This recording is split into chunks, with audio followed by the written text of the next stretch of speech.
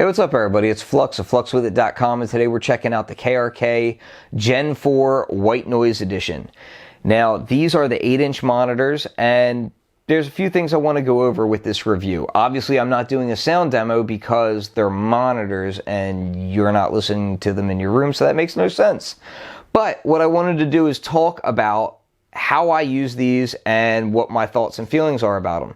So primarily how I'm using these is for sound design and mixing. As many of you know, I do a lot of prototype testing and a lot of sound design. So what that means is oftentimes I'm doing things like checking noise floor, checking frequency response, making sure that sounds actually sound the way that we would want them to sound.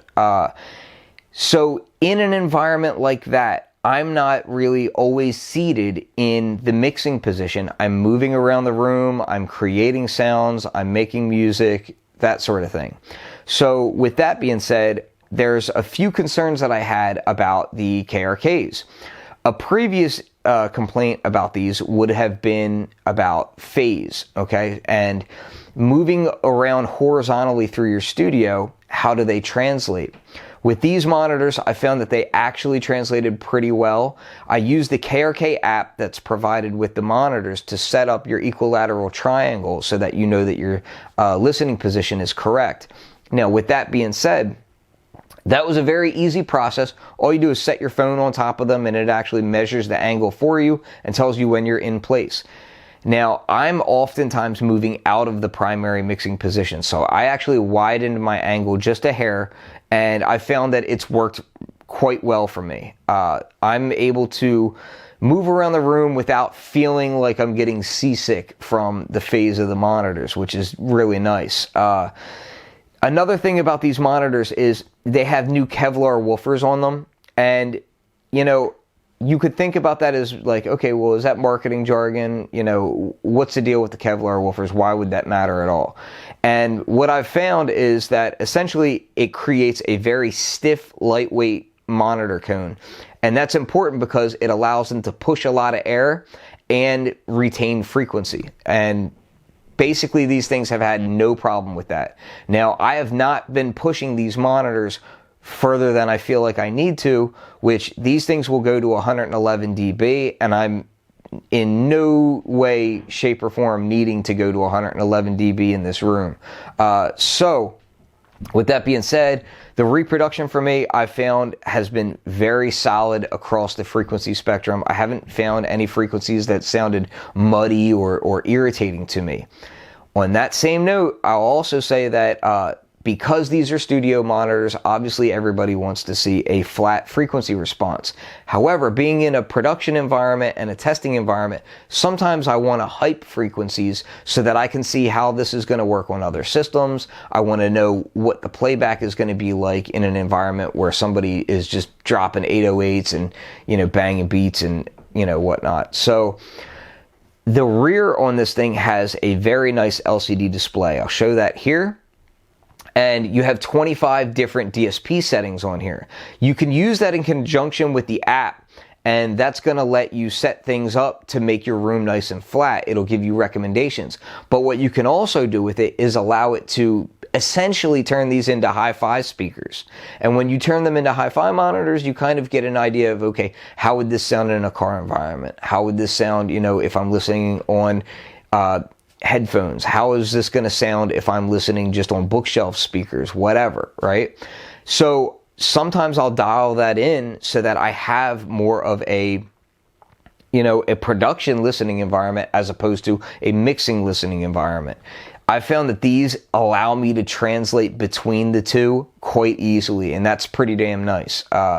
These monitors, I haven't had to do any real extreme measurements as far as trying to see like, oh, how flat is the frequency response on these. Their specs are on the site, but of course specs on a site versus how it translates in your actual room environment with your acoustic treatment and how your room plays out is always going to be different. However, using these, and you know, I've done some basic measurements and then I've kind of tuned them to where my ears felt that it was most pleasurable. I've been able to use these and really not have any kind of issues with that. So I've been pretty happy about that. I'm not using these with a subwoofer. These 8-inch monitors go down to 36 hertz, which has been plenty low for what I'm trying to do. I do, when I work on my 5-inch monitor sets, I do use a 10-inch sub along with that. So overall, I'd say the KRK monitors are really great. I recommend them for a production environment first. Again, that's mainly because I'm not doing mixing and mastering on these at the moment, so I don't want to recommend something for a task that I'm not using it for. But I would say for a production environment, for songwriting, music creation, that sort of thing, absolutely fantastic. I'm able to get exactly what I want from the monitors. They're moving the air the way I want them to. Everything is sounding tight and solid, not having a lot of issues with muddiness or stereo field issues. I'm able to move around the room well with these. Let me show you something interesting about these monitors. So they have these removable face plates, and I was actually worried about this at first because this is a plastic removable faceplate. And the first thing that came to my mind is, well, if there's something removable on there, especially if it's plastic, is that going to resonate and cause resonant frequencies to spike out of this thing, hums, vibrations, that sort of thing. These have a lot of rubber on the back of them, and they're very, very strong magnets that hold it into place. I have had no issues with vibration at all from the faceplate, which was important to me, obviously.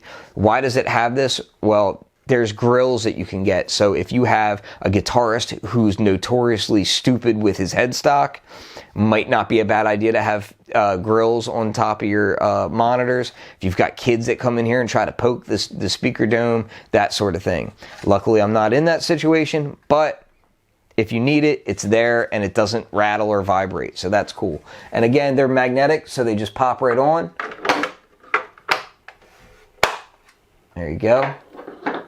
Oh, another nice thing is these front ports. The front ports are great because that allows you to set your monitors closer to a rear wall as opposed to rear ported monitors.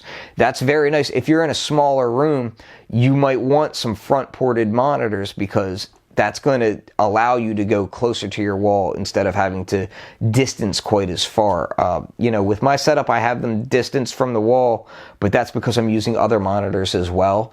And I also like to get behind my desk. So that's just another thought. So this is Flux of FluxWithIt.com. I'd say these monitors are a serious improvement over the previous generations of Rokits. I'm not noticing any muddiness. When they're set flat, they sound flat. When you set them hyped, they can sound hyped. So that kind of gives you a lot of flexibility with how you're using them. Anyway, this is Flux, FluxWithIt.com. If you've got any questions or comments, feel free to drop me a line and I'll get back to you. Peace.